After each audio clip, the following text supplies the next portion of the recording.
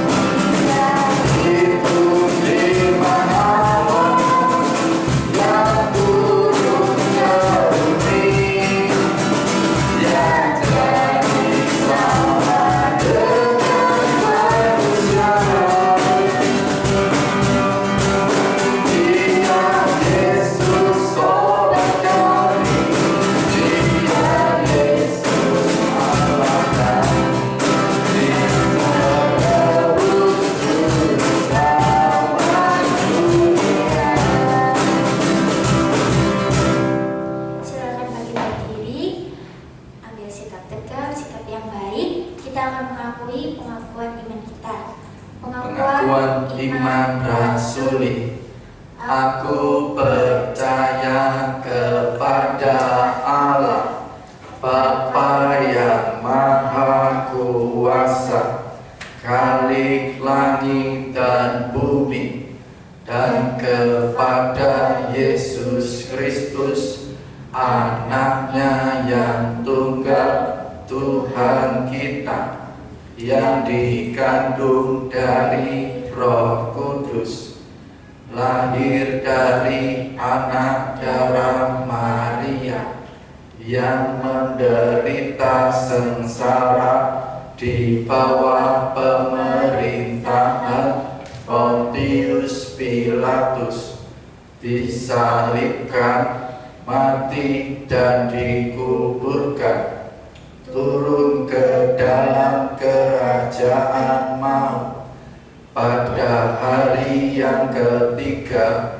bangkit pula dari antara orang mati, naik ke surga, duduk di sebelah kanan Allah Bapa yang Maha Kuasa, dan dari sana Ia akan datang untuk menghakimi orang yang hidup dan yang mati. Aku percaya kepada Roh Kudus, gereja yang kudus dan am, persekutuan orang kudus, pengampunan dosa, kebangkitan tubuh, dan hidup yang kekal. Amin. Adik-adik dipersilakan duduk kembali. Tiba saatnya bagi kita untuk memberikan persembahan. Adik-adik bisa minta bantuan orang tua untuk mentransfer di nomor yang ada di layar kaca, atau uangnya disimpan dulu. Ketika ibadah tatap muka, uangnya bisa dimasukkan amplop dan diberikan di gereja. Untuk lagu persembahan kita pujikan Ku Cinta Keluarga Tuhan.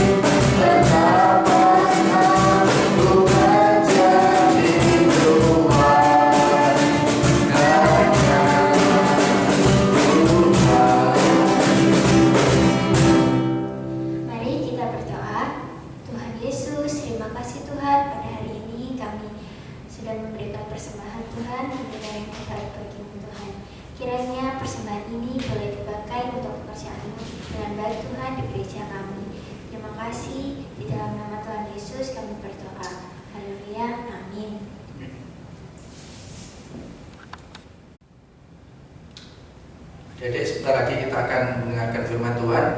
Untuk mempersiapkan diri, kita pujikan baca kitab suci doa tiap hari.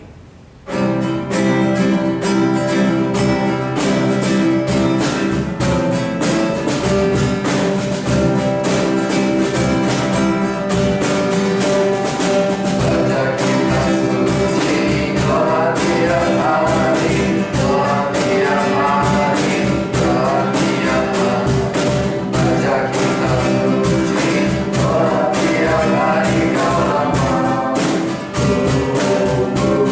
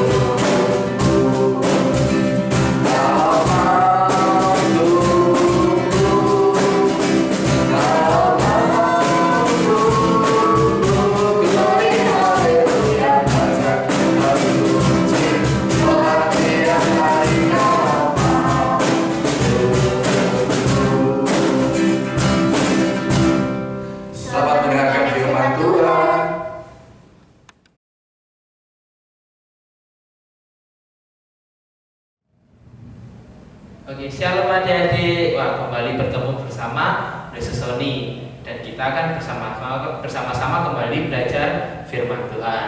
Yuk kita sama-sama berdoa terlebih dahulu.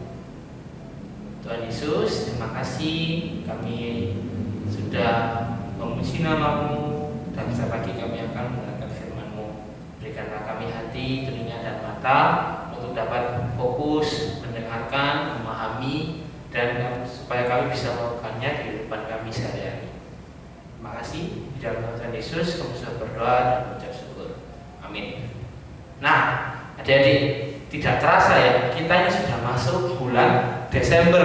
Wah, bulan Desember ini identik dengan apa ya adik-adik? Kita pasti semua sudah tahu, yaitu hari Natal. Nah, hari Natal ini hari yang spesial. Kenapa? Karena hari yang dirayakan seluruh umat di dunia ini adik-adik. Nah, apa sih ciri khasnya Natal itu? Kalau sudah Natal itu ya, berarti yang pertama kita sudah libur sekolah biasanya, sudah transisi dari semester ganjil ke semester genap. Yang kedua, banyak film-film di TV ada film-film Natal, film-film kartun. Wah, ini sudah menunjukkan berarti dekat-dekat Natal. Yang ketiga apa? Banyak bertebaran pohon-pohon Natal, lampu Natal, hadiah-hadiah yang menarik. Wah, itu semua identik dan ciri khas Natal di seluruh dunia ini adik-adik. Bahkan ya seluruh ras, seluruh budaya, agama juga sama-sama merayakan. Nah, tetapi adik-adik, bagi kita anak-anak Kristen, anak-anak Tuhan, Natal itu punya arti tersendiri adik-adik. Natal bukan hanya sekedar hadiah, Natal bukan hanya sekedar pohon Natal, Natal bukan hanya sekedar libur sekolah, tetapi Natal adalah memperingati lahirnya Juru Selamat kita, yaitu Tuhan Yesus Kristus. Atau kalau kita bisa bilang di kehidupan sehari-hari, ulang tahunnya Tuhan Yesus adik-adik. Wah, keren ya. Siapa mau jadi kayak Tuhan Yesus nih, ulang tahun dirayakan seluruh dunia. Wah, berapa spesialnya adik-adik ya. Nah, adik di sini saya mau beritahu bahwa Tuhan Yesus ini sangat spesial. Bahkan dari bayi pun yang belum bisa apa-apa, Tuhan Yesus ini juga sudah spesial loh adik-adik. Kok bisa ya? Nah, sekarang kita sama-sama cari tahu kenapa ya Tuhan Yesus ini bisa spesial. Yuk kita sama-sama baca Alkitab kita di dalam Lukas pasal yang kedua ayat yang pertama sampai ayat yang ke-7. Lukas pasal 2 ayat yang pertama hingga ayat yang ke-7. Oke, sudah membuka semuanya. Nah, saya akan membacakan untuk kita semua. Lukas pasal 2 ayat yang pertama hingga ayat yang ke-7. Kelahiran Yesus. Pada waktu itu Kaisar Agustus mengeluarkan suatu perintah, yaitu menyuruh mendaftarkan semua orang di seluruh dunia. Inilah pendaftaran yang pertama kali diadakan sewaktu Kirenius menjadi wali negeri di Syria. Maka pergilah semua orang mendaftarkan diri masing-masing di kotanya sendiri. Demikian juga Yusuf pergi dari kota Nazaret di Galilea ke Yudea, ke kota Daud yang bernama Betlehem, karena ia berasal dari keluarga dan keturunan Daud, supaya didaftarkan bersama-sama dengan Maria, tunangannya yang sedang mengandung. Ketika mereka di situ, tibalah waktunya bagi Maria untuk bersalin, dan ia melahirkan seorang anak laki-laki, anaknya yang sulung, lalu dibungkusnya dengan lampin dan dibaringkannya di dalam palungan, karena tidak ada tempat bagi mereka di rumah penginapan. Nah, adik-adik, kita pasti sudah sering dengar ya cerita bagaimana Yesus lahir. Yesus lahir di mana adik-adik? Yesus lahir di kota Betlehem, letaknya di kandang domba adik-adik. Wah, karena pada saat itu ada satu sensus ya, sensus itu seperti pencatatan kependudukan. Jadi pada itu pemimpinnya ingin menghitung berapa sih jumlah rakyatku di kota ini atau di negara ini. Makanya orang-orang disuruh pulang ke kotanya masing-masing, mau dihitung nih. Nah, pada saat yang sama Yusuf dan Maria, dan pada saat itu Maria juga sedang mengandung adik-adik, mengandung bayi Yesus ini. Dan tidak ada tempat bagi mereka untuk Maria bisa bersalin. Lalu mereka cuma dapatnya kandang domba, jadi kandang yang begitu kotor, yang begitu jorok, bau. Disitulah Yesus lahir, adik-adik. Nah, tapi pernahkah ya kita berpikir sebelum kita mengetahui ya Yesus lahir, kenapa kok Yesus itu harus lahir? Kenapa kok Yesus harus datang ke dunia ini? Pernahkah kita berpikir seperti itu, adik-adik? Nah, jadi adik-adik, Yesus lahir ke dunia ini ada sebenarnya tujuannya, dan tujuan itu sangat-sangat yang mulia, sangat-sangat besar, adik-adik, yaitu menyelamatkan manusia dari dosa. Nah, kok bisa gitu ya? Jadi manusia pada saat dulu Adam dan Hawa, manusia pertama, Bapak dan Ibu Hawa ini, mereka itu berdosa. Jadi kita tahu kan kenapa kok mereka berdosa? Karena tidak menuruti perintah Tuhan. Pada saat itu juga langsung hubungan manusia, hubungan Adam dan Hawa terputus dengan Tuhan, adik-adik. Jadi manusia yang dulu berkomunikasi dengan gampang dengan Tuhan sekarang sangat sulit. Mereka sangat tidak bisa menemui Tuhan karena manusia menjadi terbatas karena dosa itu, adik-adik. Nah, itu turun-menurun sampai saat kita ini. Jadi ketika manusia baru dilahirkan, bayi ini yang nggak tahu apa-apa, nggak bisa apa-apa, itu sudah berdosa. Jadi kenapa? Karena pada saat itu manusia sudah berdosa dari zaman Adam dan Hawa turun-menurun hingga saat ini, adik-adik. Nah, jadi Tuhan Yesus datang untuk memperbaiki hubungan manusia dengan Tuhan yang sebelumnya terputus. Tuhan Yesus ini menjadi jembatan bagi kita supaya bisa berhubungan dengan Tuhan, adik-adik. Nah, dan juga Tuhan Yesus datang untuk menyelamatkan kita dari dosa, menggantikan kita dari hukuman maut, adik-adik. Seharusnya kita yang mati dihukum oleh dosa, tetapi Tuhan Yesus menggantikan kita semua.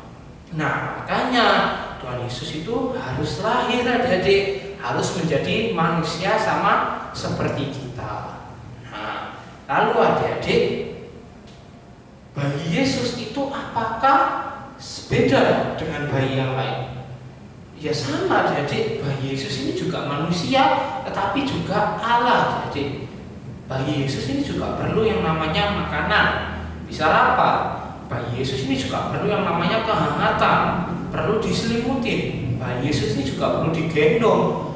Supaya apa? Supaya nggak nangis, adik-adik. Supaya apa? Bisa tidur. Sama seperti bayi-bayi yang lain. Kalau kalian punya adik bayi dulu, pasti kan dikasih makan nih sama mama, atau digendong, ditimbang-timbang supaya apa? Supaya bisa tidur. Sama, adik-adik, bayi Yesus dengan bayi yang lain.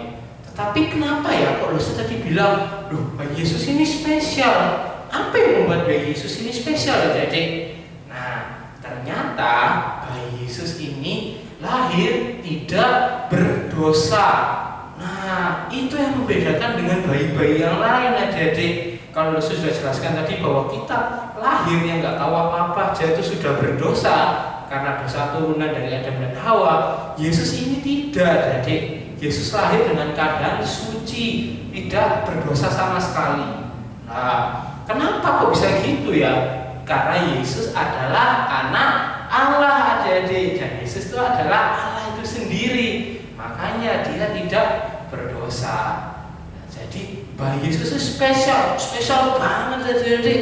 Kenapa? Karena dia tidak berdosa. Adik-adik ingat ya, tanya kenapa kok bayi Yesus ini spesial sih? Kenapa kok diagung-agungkan? Iya, karena bayi Yesus itu nggak berdosa, bahkan sampai mati pun nggak berdosa. Nah, lalu apa yang membuktikan bahwa bayi Yesus ini benar-benar spesial? Nah, adik-adik, kalau adik-adik baca di ayat selanjutnya, yaitu Lukas pasal 2 ayat 8 hingga 20, di situ menceritakan adik-adik orang-orang yang pertama kali diberitahukan tentang kelahiran Yesus ini. Tahu siapa? Nah, yaitu adalah para gembala, adik-adik. Jadi pada saat itu para gembala diberitahukan oleh malaikat Tuhan bahwa hari ini telah lahir bagimu juru selamat, yaitu Kristus Tuhan di kota Daud, adik-adik. Nah, bayangkan juru selamat, seorang bayi diberi sebutan juru selamat, adik-adik. kurang spesial apa itu? Dan itu langsung diberitahukan oleh malaikat, yaitu waktu surgawi adik-adik turun memberitahukan kepada para gembala. Pada saat itu para gembala langsung adik-adik mencari di mana ini keberadaan Tuhan Yesus. Ketika sudah menemukan, langsung para gembala ini datang dan sujud menyembah. Kenapa? Karena dia adalah seorang raja, dia adalah seorang juru selamat yang akan menyelamatkan umat manusia, adik-adik. Lalu setelah itu para gembala pulang, adik-adik. Mereka pulang dengan memuji Tuhan, memuji Allah, lalu memberitakan kabar baik ini kepada seluruh orang-orang di sekitarnya. Nah, jadi itu adik-adik adalah hal yang membuat bayi Yesus ini spesial. Yesus lahir dengan keadaan tidak berdosa dan Yesus datang sebagai juru selamat, adik-adik. Nah, Natal pada bulan ini mengingatkan kita 2000 tahun yang lalu bahwa Yesus telah lahir sebagai juru selamat. Tadi ada beberapa poin yang bisa tekankan. Pertama, kenapa kok bayi Yesus harus lahir? Kenapa? Karena dia adalah juru selamat. Dia harus memperbaiki hubungan kita dengan Tuhan dan dia akan menyelamatkan kita dari dosa. Lalu, apa yang membedakan bayi Yesus ini dengan bayi yang lain? Yaitu dia tidak berdosa. Dia adalah anak Allah, jadi sementara kita adalah anak manusia yang bisa berdosa dan bahkan sudah berdosa dari lahir. Nah, dan yang ketiga, apa yang harus kita lakukan terhadap respon kita ya terhadap kelahiran Yesus ini? Nah, kita harus seperti para gembala, jadi kita harus memuji Tuhan, kita harus memberitakan kabar baik ini kepada kalau bisa semua orang, jadi jangan hanya orang-orang yang terdekat saja ya, kalau bisa beritakan kabar baik ini kepada orang-orang sekitar kita yang lain. Seperti para gembala ini, dia tidak takut, dia tidak malu untuk memuji nama Tuhan, dia tidak malu untuk memberitakan kabar sukacita ini, adik-adik. Nah, tetapi mungkin kalian bertanya ya, loh, ini loh masa corona, masa pandemi, kita nggak boleh keluar rumah. Bagaimana kita mau bisa memuji Tuhan? Bagaimana kalau kita bisa memberitakan kabar baik sementara kita keluar rumah aja nggak boleh? Nah, jadi mungkin di masa-masa pandemi ini sulit ya, karena kita nggak bisa keluar rumah dan kita harus istilahnya tidak boleh keluar terlalu jauh atau sering-sering gitu.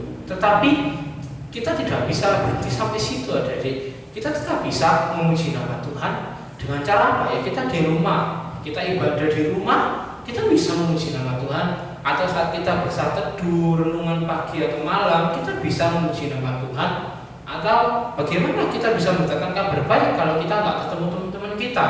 Ya, sekarang kita ada di media sosial, adik-adik. Jadi mungkin percaya ya, beberapa dari adik-adik punya yang namanya WhatsApp atau pesan-pesan lain, atau mungkin ikut mama papa punya WA. Nah, itu bisa di situ adik-adik memberitakan kabar sukacita nih. Pada saat Natal tiba, ada yang bilang bahwa Tuhan Yesus telah lahir, Tuhan Yesus telah menyelamatkan kita dari dosa. Nah, lalu apa? Kita chat satu persatu atau kita share di grup WA kalau ada grup kelas atau lain-lain. Kita masih bisa, jadi kita masih bisa memuji Tuhan, kita masih bisa memberitakan kabar baik. Itu semua kita lakukan demi apa? Demi Tuhan Yesus yang telah lahir menyelamatkan kita. Nah, sekarang tergantung dari kitanya, kita mau atau enggak. Kenapa? Karena kita sudah diberi jalan, tinggal kita mau jalan atau enggak. Jadi, nah, sudah sampai sini firman Tuhan dosa. Sekarang dosa kasih kesempatan untuk adik-adik mencatat mingguan dan ayat hafalan. Silakan.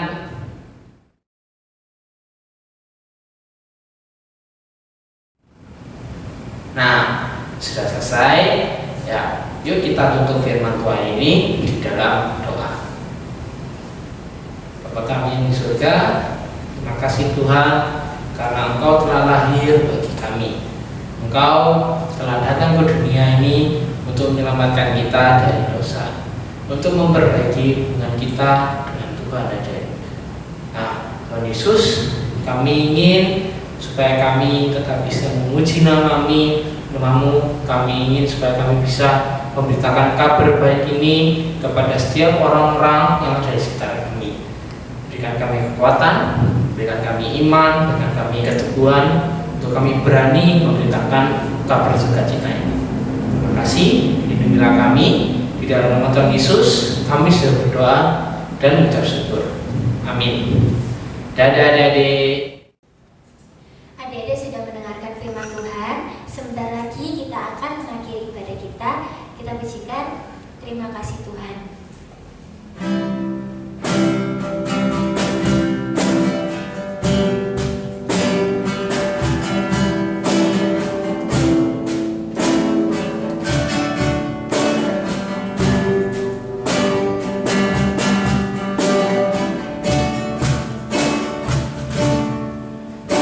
Terima kasih Tuhan untuk kasih setia yang ku alami dalam hidupku. Terima kasih Yesus untuk kebaikan-Mu sepanjang hidupku.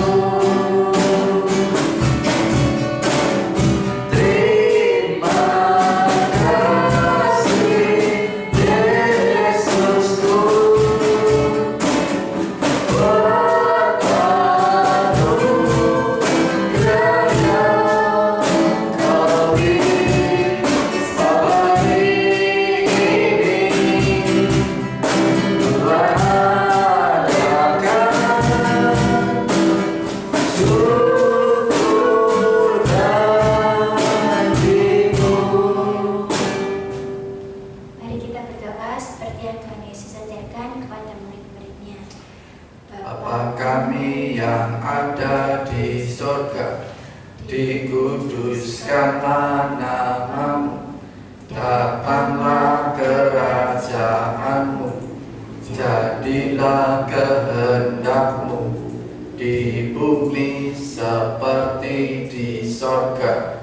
Berikanlah kami pada hari ini makanan kami yang secukupnya, dan ampunilah kami akan kesalahan kami, seperti kami juga mengampuni orang yang bersalah kepada kami.